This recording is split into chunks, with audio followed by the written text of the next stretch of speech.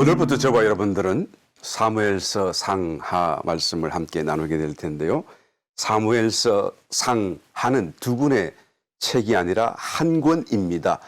유대인들의 히브리 성경에는 상하가 없어요. 사무엘서만 있죠. 사실 이것을 상하로 나누는 것은 우리가 좀 더 편리하고 찾기 쉽게 하기 위해서 아마 그런 변화를 준 것 같습니다. 그러나 사무엘 상하는 한 권의 책으로서 함께 두고 생각해야 되는 메시지가 이 속에 담겨 있다는 것을 우리는 유념해야 할 것입니다. 이 사무엘서 상하에서는 5명의 주요한 인물들이 등장하죠. 그 5명의 주요한 인물들을 중심으로 하나님이 우리 가운데 하실 말씀을 또한 그 속에 담아두고 계신 것을 보게 됩니다. 이 5 사람들이 어떤 사람들입니까? 하나님께서 무언가 하나님의 뜻을 따라 하나님의 경륜을 이루어 가시려고 하는데 하나님은 사람의 손을 필요로 하시는 거예요. 하나님의 경륜, 곧 어떤 역사의 수레바퀴, 하나님께서 모든 역사를 일구어 가실 때에 그것을 굴러가도록 하실 때에 하나님께서 사람의 손을, 동력을 필요로 하신다라는 것이죠. 그 동력에 어떤 사람은 적극적이고 신앙적인 라인에 서서 하나님과 함께하는 사람이 있는가 하면 어떤 사람들은 그와는 반대적으로 소극적으로 또 불신앙적인 자리에 서 있기도 하더라라는 것이죠. 이 5 사람의 주요한 인물들 가운데 3 사람, 특별히 한나, 사무엘의 어머니 한나, 그 다음에 사무엘, 그 다음에 다윗 같은 사람은 하나님의 그 라인 속에 서서 하나님과 함께 동력하는 신앙적인, 긍정적인, 적극적인 그런 사람들이라고 할 수 있겠고, 반대로 소극적으로 또 불신앙적인 라인에 서서 가는 사람들이 누가 있습니까? 처음부터 나타나는 엘리 대제사장, 그리고 사울이라고 할 수가 있겠죠. 이 사람들을 통해서 하나님께서 참으로 하나님의 어떤 경륜을 이루어 가시는 데에는 반드시 사람의 손을, 동력을 필요로 하신다라는 것을 우리가 예정받을 수가 있다라는 것을 보게 됩니다. 그러면 하나님과 동력한다라는 개념은 무엇을 의미하죠? 하나님과 만나는 것을 의미하는 것이고, 하나님의 소리를 듣는 것을 얘기하는 것이고, 하나님과 어떤 모양으로든지 접촉하게 되는 것을 의미하는 것 아니겠습니까? 그러면 하나님과 동력한다라는 개념은 하나님의 어떤 거룩하심, 하나님의 모든 좋은 것들, 하나님의 어떤 그런 신령한 것들을 우리가 누리게 된다는 거예요. 그러니까 하나님과 동력한다는 개념은 하나님의 좋은 것을 누리는 누림과 연결되어져 있다는 것을 우리가 말할 수가 있죠. 이게 무엇을 의미하는 것입니까? 하나님이 동력하는 사람의 손을 필요로 하는데 그 사람들 중에 정말 하나님의 신앙적인 길, 뜻 가운데 경륜에 함께 가는 사람들, 하나님과 손을 잡고 하나님을 만나고 하나님과 접촉하며 기도 속이겠죠. 기도를 통하여 하나님을 또한 알게 되는, 듣게 되는 그런 어떤 하나님과의 접촉이 일어나는 사람들은 곧 하나님을 누리는 것인데, 하나님을 누린다고 하는 그 개념은 이제까지 우리가 쭉 살펴본 것처럼, 그죠? 여호수아서, 가나안 땅 정복, 그 다음에 사사기, 그 다음에 룻기로 연결되는 이 과정 속에서 일관되게 하나님이 제시하고 있는 가나안 땅, 영적 가나안 땅의 진정한 의미로서 좋은 땅이신 그리스도를 의미하는 것이죠. 좋은 땅을 정복하고 그 땅에서 살게 되는 것은 곧 좋은 땅이신 그리스도를 누리는 것을 의미하는 것이다 라는 것을 우리가 일관되게 살펴왔었습니다. 그러므로 지금 사무엘서도 여호수아서에서부터 사사기, 룻기의 연장선 위에 있다라는 것을 여기서 우리가 알 수가 있는 것입니다. 하나님께서 우리에게 주신 좋은 땅을 누리는 것, 좋은 땅으로서의 그리스도를 누리는 것, 동력 가운데서 말이죠. 동력함 가운데서 누리는 것의 아주 세부적인 상황들을 사무엘서에서는 다루고 있어요. 대원칙 속에서 큰 하나의 어떤 결론적인 하나님의 누림이라고 하는 것은 룻기서에서 이미 다 보여주었지 않습니까? 여호수아서부터 시작해가지고 사사기를 지나오면서 룻기서를 통해서 대원칙 속에서 하나님을 가나안 땅으로서 정복하고 그 안에 들어가서 가나안 땅에서 살고 누린다는 것의 진정한 의미, 영적인 의미라는 것이 곧 좋은 땅이신 그리스도와 연합하는 것이고 하나 되는 것이고 결혼하는 것이다 라는 것을 대원칙 속에서 룻기스에서 다 보여주셨습니다. 그래서 룻기스에서 모든 것이 다 끝나고 룻기스의 마지막 부분의 그 족보 이야기가 신약 성경 처음인 마태복음 1장 1절과 그대로 연결되어져 있다. 그래서 이것을 실현하는 것이 신약이다라는 것을 우리가 보았습니다. 그런데 그 다음에 사무엘서가 계속되는 것은 무엇입니까? 이 대원칙 안에서 세부적인 상황, 조금 더 작은 것들, 소원칙들을 다루는 거예요. 그러니까 소원칙이라고 해서 우리가 무시할 게 절대 아닌 것이 그것이 우리의 삶을 통해서 신앙생활 속에서 교회 생활 속에서 하나하나 작은 것들을 다뤄주는 것이죠. 이 작은 것들에서 우리가 신앙적으로 승리하게 되면 결국 어떻게 됩니까? 이 대원칙으로 가게 되는 거예요. 하나님과의 합일, 연합으로 갈 수 있게 되는 것이죠. 이것이 갑자기 되는 게 절대 아니다는 얘기인 것입니다. 그러므로 이 소원칙, 세부적인 그런 것들을 사무엘서를 통해서 우리가 다시 한 번 더 제공받게 되는데 이것을 우리가 잘 깨달아서 우리의 신앙적인 삶과 교회적인 삶에서 이 작은 일들에서부터 하나하나 승리하고 하나하나 극복하고 하나하나 이겨가심으로써 이것이 우리에게는 누림이 되고 그 누림이 크면 클수록 나도 또 내 주변에 있는 사람들에게 하나님의 임재, 하나님의 나라가 또한 체험되어지는 더 큰 역사로 또한 전개될 것임을 보여주고 있는 것입니다. 이런 차원에서 우리가 사무엘서를 살피게 될 텐데 이 사무엘서에서 제공하고 있는, 제시하고 있는, 계시하시는 하나님의 그 세부적인 아주 디테일한 것들을 통하여서 우리가 다시 한 번 더 이것도 저것도 우리가 다 깨달은 자로서 승리하여 대원칙 속에서 하나님과의 하나 되는, 결혼하게 되는 그 자리에 나아갈 수 있는 저와 여러분 되시기를 예수님 이름으로 축원합니다. 여러분, 사무엘은 사사죠. 마지막 사사이죠. 그리고 또 한편으로 선지자입니다. 그래서 많은 사람들은 사사로서도 일을 하고 선지자로서 일을 한다라고 생각이 쉬운데 사실은 사무엘은 선지자로서 사역을 감당하면서 사사 길을 끝낸 사람이에요. 사사의 역할을 끝내버린 사람인 것이죠. 선지자로서 하나님의 말씀을 들어서 백성들에게 직접 전달하고 또 백성들의 문제를 가지고 하나님께 대신 기도 속에 아뢰어드림으로써 이제는 하나님이 응답하시고 가르쳐주시고 말씀하시는 것을 그대로 또한 실행하면 되었다라는 거예요. 그러니까 사실은 자기가 사사로서 할 일이 없어요. 역할이 없어요. 사사가 뭡니까? judge, 재판관 아닙니까? 그러니까 자기 이전의 모든 사사들은 다 이스라엘 문제가 있으면 자기가 나서서 자기가 그냥 재판을 하고 길을 인도했다고 한다면 이제는 사무엘은 자신도 사사이긴 하지만 사사의 역할이 더 이상 필요치 않게 되는 것을 보게 되는 것입니다. 선지자로서 저는 하나님을 만나고 하나님을 듣고 하나님을 소개하고 하나님의 말씀을 전달하는, 그래서 하나님이 친히 왕이 되셔서 그 백성들을 통치하시는 사건이 이 사무엘을 통해서 이제 시작되게 됐다라는 거예요.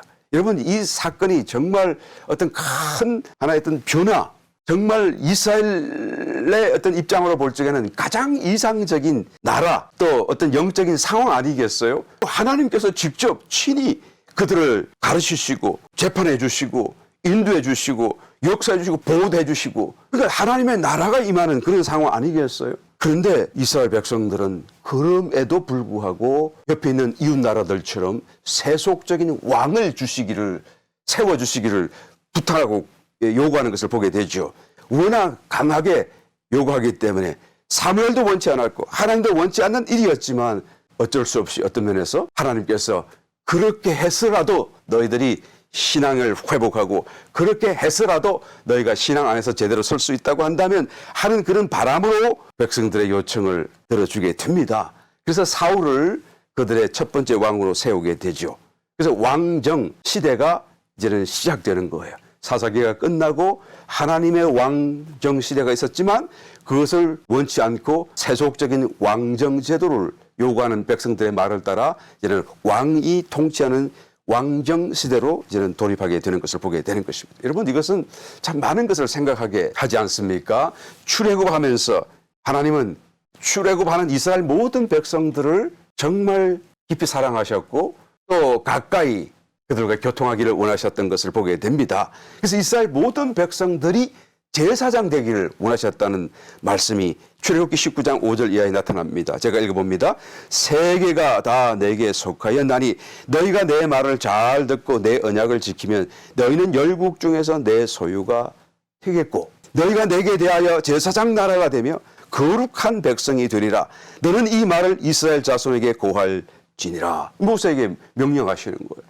그러니까 열국 중에서 너희들 다 뽑아가지고 열국을 통치하며 열국 가운데서 너희 모두가 다 제사장이 되어서 나를 대변하고 나와 교통하고 나의 말을 전할 수 있는 그런 개개인이 되기를 내가 원한다. 거룩한 백성이 되기를 원한다. 그래서 너희가 통째로 제사장 나라가 되기를 원한다. 라고 하나님께서 그의 마음의 소원을 모세에게 말씀하지 않았었습니까? 모든 백성들이 하나님의 제사장이 된다는 것은 모든 백성들이 하나님과 직접적인 교통을 나누는 관계가 된다는 것을 말하는 거예요.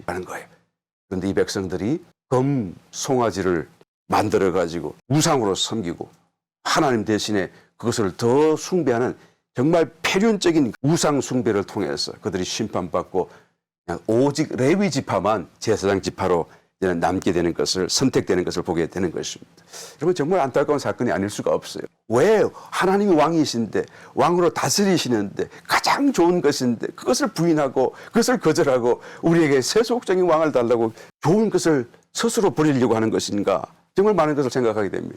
에스가 팥죽 한 그릇에 장자권을 다 팔아버리지 않아요. 모든 축복과 모든 약속이 그 속에 다 들어있는데 그것을 팥죽 한 그릇에 팔아버리는 저도 설마 이것을 내가 한다고 해도 그냥 이것은 농담이고 장난이지 내가 장자인데 그래도 장자권을 뭐 뺏길 수 있겠는가라고 생각했는지 모르겠어요. 여하튼 자기가 어떻게 생각했던지 간에 하나님의 그 말씀과 약속과 권세를 너무 쉽게 생각하는 그 자체로 이미 하나님께 이는 버림받을 수밖에 없는 상황인 것을 우리가 보게 되는 것입니다. 왜 스스로 버리는가? 라는 생각을 할 수밖에 없어요. 열왕기서를 읽다가 보게 되면 줄기차게 하나의 공통된 질문이 한 가지 질문이 마음속에 떠나질 않습니다. 왜 하나님을 버리는가? 왜 그들은 하나님을 버리고 세상을 택하는가? 이 질문이 떠나질 않아요. 북이스라엘을 보게 되면 특별히 더 그렇습니다. 그 사람들은 처음부터 우상숭배로 시작해서 하나님이 그를 치시고 그다음에 반역하고 또한 죽이고 또 반역하고 죽이고 전체 9왕조 중에서 7왕조가 반역하니까 얼마나 정말 살육과 어지로 말할 수 없는 그런 참 형편 속에서 이스라엘 왕국이 지금 진행되고 있는 것을 보는데 그럴 때마다 하나님께서 하나님의 사람 선지자를 보내셔서 그 다음 왕으로 세울 사람을 기름 부으시게 하시고 그리고는 다 다짐을 받게 하지 않아요? 자 이제 내가 가서 나를 떠나지 아니하고 나를 섬기면 내가 너를 지키고 내 왕조가 영원하리라. 그러나 내가 나를 배신하고 떠나면 우상을 숭배하게 되면 너도 앞에 있는 저 선왕과 같이 될 것이다. 라고 경고하고 달래고 약속해주고 그리고 토닥거려서 그를 왕으로 세워주게 되면 예 그러겠습니다 했던 사람들마다 돌아서면 다시 하나님을 버리고 세상을 선택하고 자기의 길을 가는 모습을 보게 되잖아요. 그래서 또다시 반역이 일어나고 또 그를 죽이고 또 하나님의 선지자를 보내서 너도 반드시 하나님을 떠나서는 안 된다. 우상숭배해서는 안 된다. 다시 그에게 기름 부어주고 확답하고 예 그러겠습니다. 그런데 또 가면 하나님을 떠나버리고 세상을 선택하고 우상을 숭배하는. 왜 그럴까?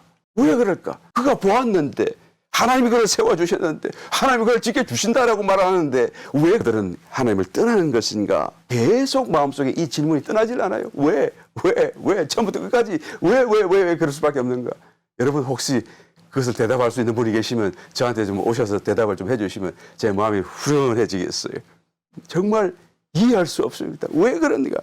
혹시 우리의 모습은 아닌가? 돌아보면서 조금은 또 이해가 될 법도 한 것 같습니다. 성경에 보니 마리아와 마르다가 주님을 갑작스럽게 맞이하게 되었는데 마르다 언니는 열심히 부엌에서 준비를 하는다고 바쁜데 동생 마리아는 들어오는 순간부터 주님 발 앞에 앉아서 주님 얼굴만 쳐다보고 말씀만 듣고 있는 모습을 성경이 기록합니다. 그래서 언니가 동생을 불평하며 주님께 그절 내어보내서 나를 도우라고 해주소서라고 했을 때 예수님 뭐라고 그러죠? 아니다. 마리아는 이 좋은 편을 택하였으니 빼앗기지 아니하리라 라고 말씀하잖아요. 그러면 주님께서 마리아가 선택한 것을 어떻게 해요? 보호해 주시겠다 그 말이에요. 변호하고 계시는 거예요. 주님께서 마리아를 붙들어 주시고 오히려 그를 변호하고 보호해 주신다는 것을 우리가 보게 되는 거예요. 좋은 편을 택해야 돼요. 좋은 편을 선택해야 돼요. 왜 좋은 편을 버리려고 하는 것입니까? 여러분, 엘리 제사장은 아론의 계보 속에 혈통적으로 제사장이 된 사람입니다. 진부했고 이제는 쇠락하고 있는 중에 있는 마지막 제사장으로서 이제는 아론의 계보를 따라 제사장이 된 사람이죠. 그 두 아들 홈니와 비느하스를 보시게 되면 그 두 아들은 워낙에 멀리 타락해 버렸어요. 제사장으로서 할 수 없는 그런 악행들을 막 서슴지 않고 행합니다. 제사장임에도 불구하고 하나님께 드리는 제사를 멸시를 하고 재물을 자기 마음대로 가져가 버려요. 빼앗아 버려요.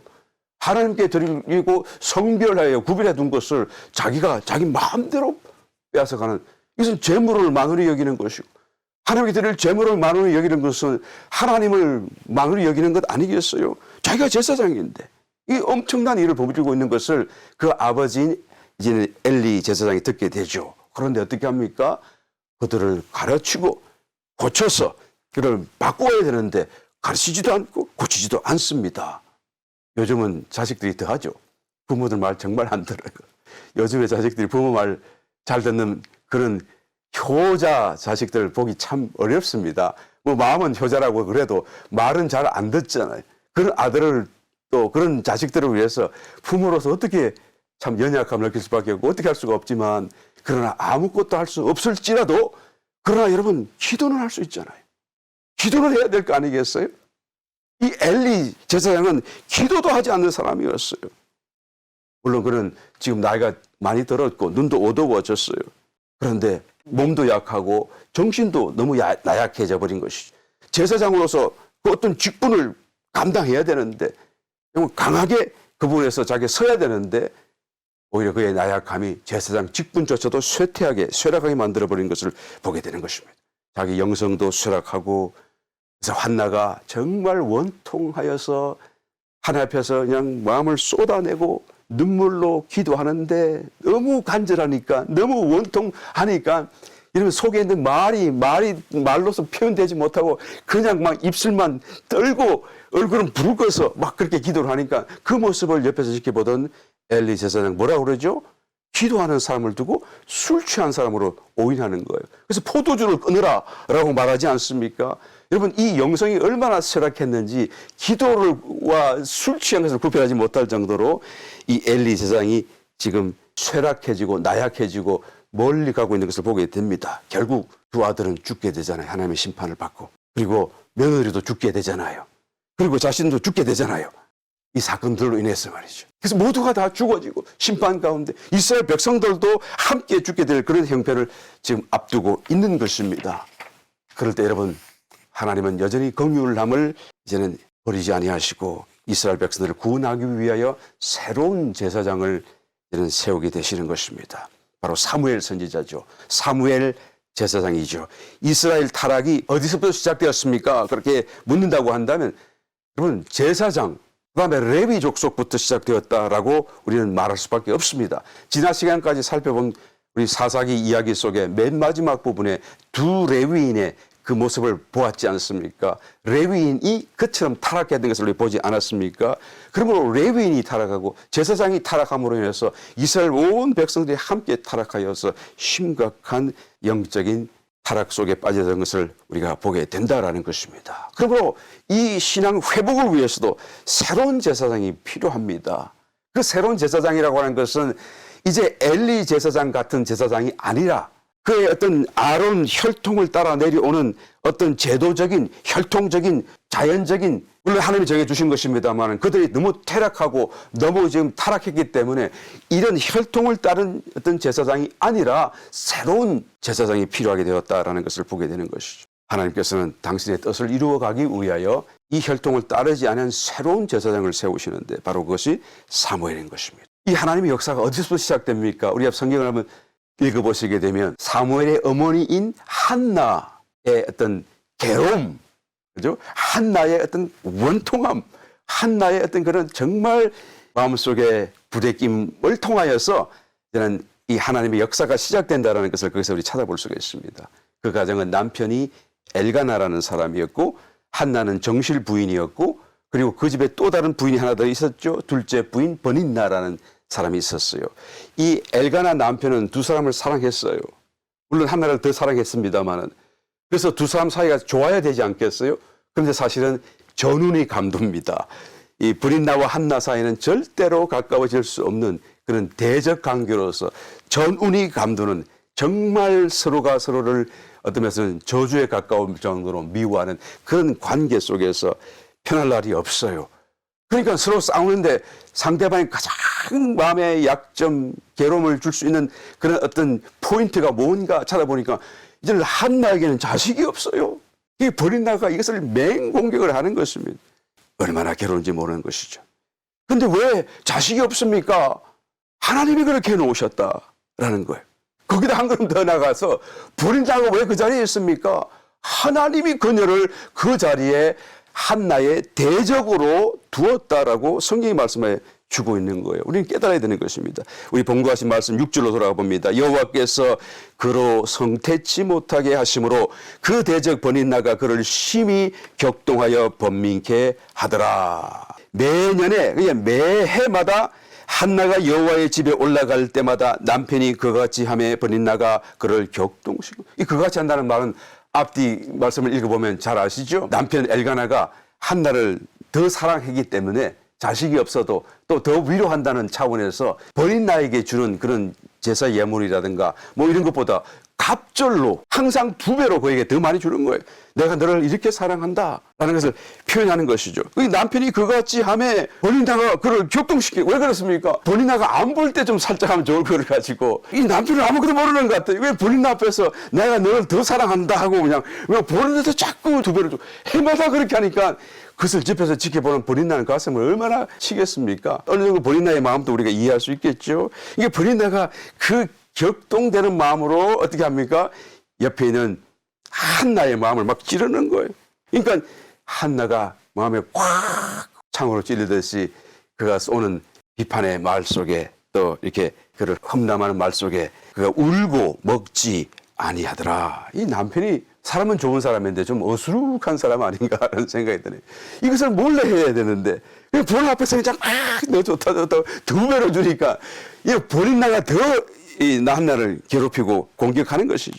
8절 말씀, 그 남편 엘가나가 그에게 이르되 한나여 어찌하여 울며 어찌하여 먹지 아니하며 어찌하여 그대의 마음이 슬프뇨? 내가 그대에게 10 아들보다 낫지 아니하뇨?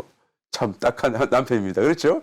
예, 오늘날 우리 남편 교회 성도님 집사님들은 아무도 이럴 분이 없는데 이 엘가나가 좀 어리숙한 남편이 아닌가라는 생각이 드네요. 하여튼 전장이 더 심각하게 만들어지는 하나의 역할, 일조를 남편도 톡톡히 하고 있는 것으로 보게 됩니다. 그런데 여러분 질문해 봅니다. 한나가 왜 이런 상황 속에 빠져들게 된 것인가요? 그의 일생이 삶의 모습이 왜 이렇게 될 수밖에 없었나요? 우리는 생각할 때 버린나 때문이다. 버린나만 없으면 정말 행복할 텐데 저 버린나 때문이다. 아니면 또 저 어리숙한 남편 때문이다. 저 남편이 조금만 더 지혜로웠다면 이 정도까지는 되지 않았을 텐데라는 생각을 하지 않아요? 그런데 여러분 성경 오늘 봉독하신 본문 말씀을 찾아 들어가서 보니까 뭐라고 말합니까? 하나님이 그렇게 하셨다. 하나님이 그런 상황을 만드셨다라고 성경이 말씀하지 않아요. 왜 그렇습니까? 한나가 기도하라고. 한나로 하여금 기도하게 하기 위해서. 만약에 모든 것이 버린나도 없고 남편도 그러지 않다고 한다면 여러분 기도하겠습니까? 기도할 마음이 일어나겠어요?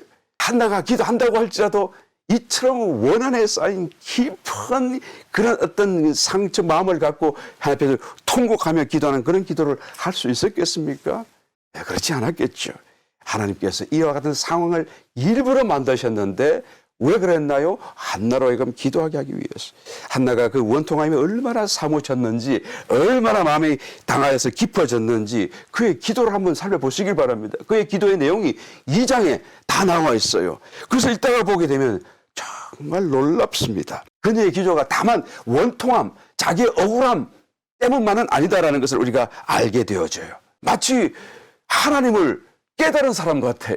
하나님을 뭔가 체험하고 깊이 하나님을 알고 있는 사람 같은 느낌을 그 기도 속에서 우리가 발견할 수 있습니다. 이런 기도가 그냥 나올 수는 없지 않아요. 그냥 미사역으로 만드는 기도가 아닌 것을 알게 되죠.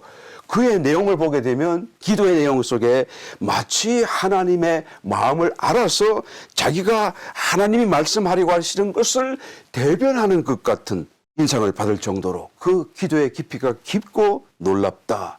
마치 하늘나라의 어떤 그런 울림이 메아리 쳐서 그의 입술을 통해서 우리에게 울려 퍼지는 이런 느낌을 받는 기도인 것을 보게 되죠. 정말 대단합니다. 이 한나가 기도 안에서 정말 깊어졌고 정말 기도의 사람이다. 이 되었구나라는 것을 발견할 수 있는 부분인 것이죠. 그래서 결국 어떻게 됩니까? 그녀의 기도로 사무엘이 탄생하지 않습니까? 사무엘이 탄생하여서 결국 또한 성별하고 다윗을 기름 부어 왕으로 삼지 않습니까? 또 다윗이 왕이 되어서 어떻게 하죠? 이제 앞에까지 있던 모든 다른 사람들은 아무도 그런 생각을 못했는데 다윗은 하나님의 거하실 성전을 사모하여 성전을 세우는 일이 바로 이 일로 이 다윗을 통하여 시작되는 것을 보게 되지 않습니까? 그러니까 처음 그 척박하고 암울하고 원통스럽고 그냥 절망적인 그런 환경 속에서 시작되어졌는데 어떻게 되어졌나요? 어떤 하나님의 인도를 따라 하나님과 기도 속에 동력하였더니 결과가 어떻게 됐죠? 하나님이 그 자리에 들어와 계실 성전까지 세워지는 하나님이 우리 속에까지 오게 되시는 이 어마어마한 사건이 이 영화로운 사건이 우리에게 주어지게 된 것을 보게 됩니다. 이 모든 것의 시작은 한나의 기도였다라는 것을 보게 되는 것이죠.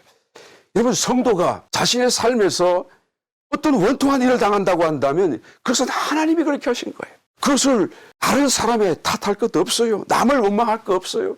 신세를 한탄할 것도 아닙니다. 왜 그런 일을 하나님이 우리에게 주시나요? 우리로 하여금 기도하라는 것이. 기도하라는 것입니다. 그래서 기도만 하게 되면 우리가 기도 속에 하나님과 동력하게 되어지고 하나님이 원하시는 어떤 경륜을 따라 우리가 쓰임받게 되어지게 되고 우리는 원통한 일, 내 개인적인 일 같았지만 그 일로 통하여서 하나님의 나라를 나타내는 어마어마한 사건으로 연결되어져 있다는 것을 우리는 깨달아야 되는 것이죠. 여러분 사무엘 상하의 핵심적인 단어는 기도입니다. 한 단어로 말하라고 한다면 기도라고 말할 수 있죠. 사무엘이라는 그 이름조차도 하나님께서 기도를 들으셨다라는 뜻이잖아요. 한나가 기도했더니 사무엘을 주셨다라는 뜻으로 이름을 사무엘, 하나님께서 기도를 들으셨다라고 이름을 지어 주었잖아요. 사무엘과 엘리 제사장의 차이가 있다고 한다면 무엇입니까? 기도에 있어요.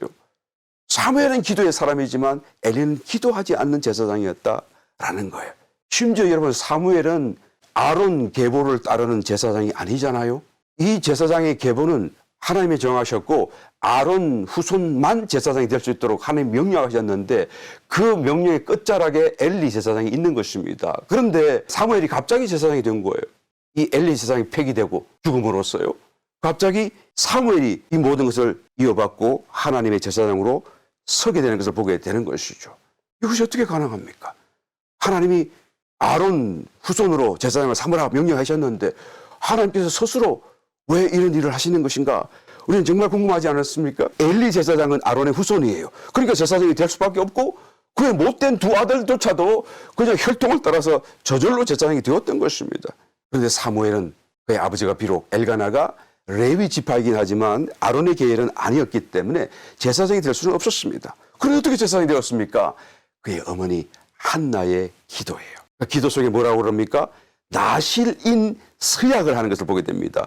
사무엘상 1장 10절로 11절 말씀 한나가 마음이 괴로워서 여호와께 기도하고 통곡하며 서문하여 가로되 만군의 여호와여 만일 주의 여종의 고통을 돌아보시고 나를 생각하시고 주의 여종을 잊지 아니하사 아들을 주시면 내가 그의 평생의 그를 여호와께 드리고 삭도를 그 머리에 대지 아니하겠나이다. 그러니까 기도 속에서 아들을 주시기를 간구하면서 하나님이 만약에 주시면 그 아들을 어떻게 해요? 나실인으로 하나님께 드리겠다라고 소원하는 것을 보게 되는 것이죠. 이 나실인은 하나님이 어떤 백도어, 제사장이 될 수 있는 어떤 백도어로서 예외적인 어떤 기회로서 만들어두신, 남겨두신 부분이에요.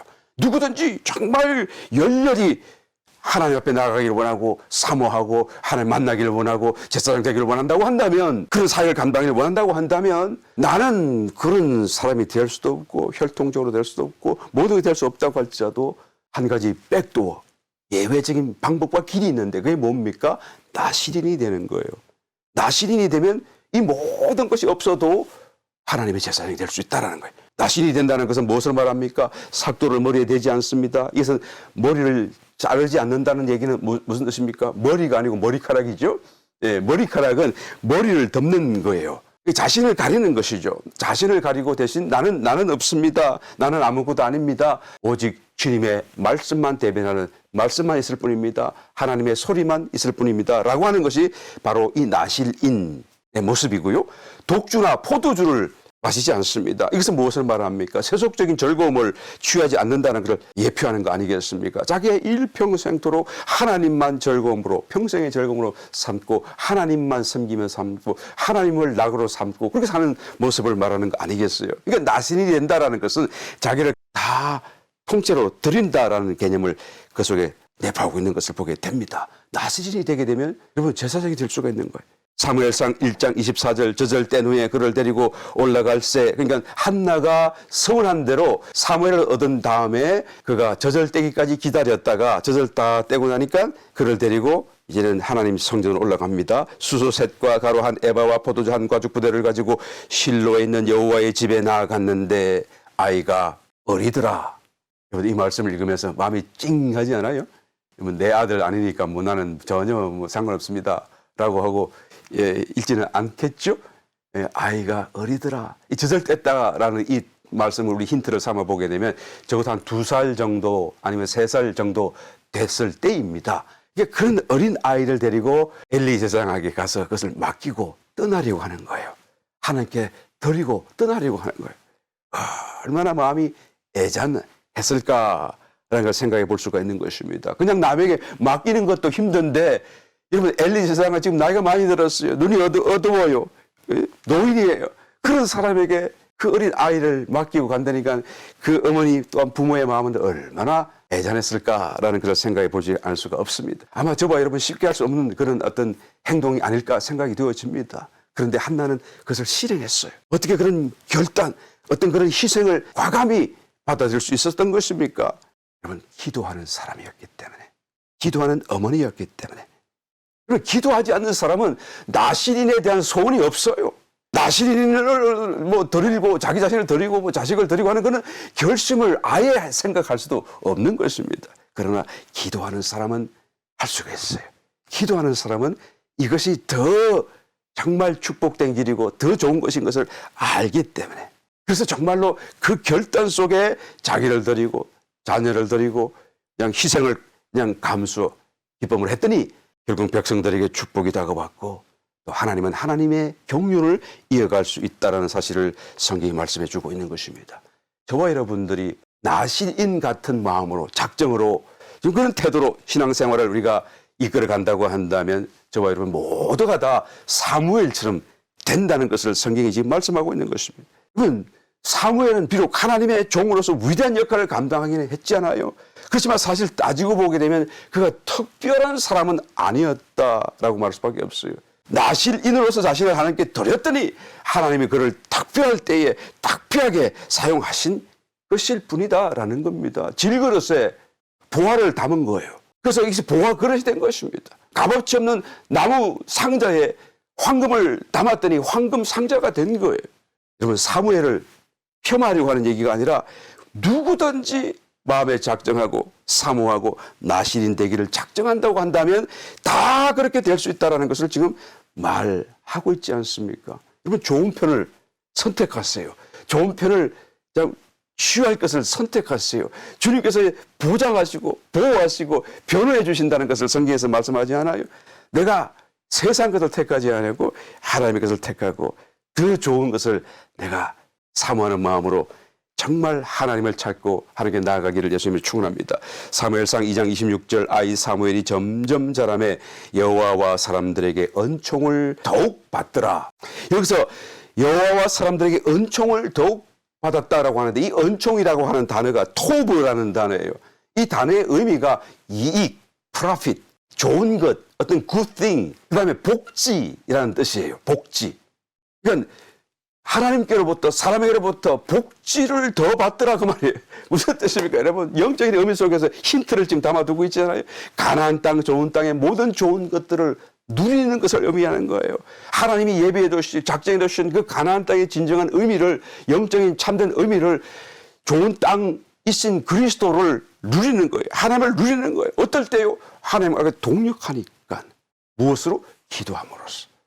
그러니까 하나님을 듣고 하나님을 누리고 또 하나님을 전하고 하나님을 자랑하고 이런 속에서 복지 좋은 땅이신 그리스도를 누리게 되는 것을 점점 더 받게 된다는 것을 지금 성경은 말씀해 주고 있는 줄 믿습니다.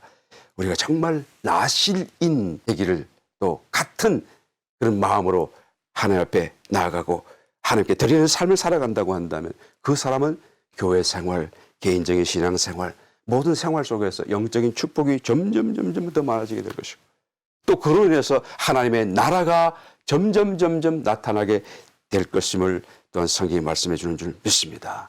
여러분 우리가 정말 깨달은 자로서 이런 축복을 알고도 버리지 않게 되시기를 예수님을 축원합니다. 좋은 편을 택하시는 저와 여러분 되시기를 예수님을 축원합니다. 우리 2023년 기도로 시작하는 새 아니겠습니까? 우리 할 수 있어요. 뭔가 기다리고 있습니다. 우리 앞에 있습니다. 우리 다시 한 번 더 하나님의 나라가 사무엘의 삶처럼 놀라운 토브, 은총으로 점점 더 소유되는 저와 여러분 되시기를 예수님을 축원합니다.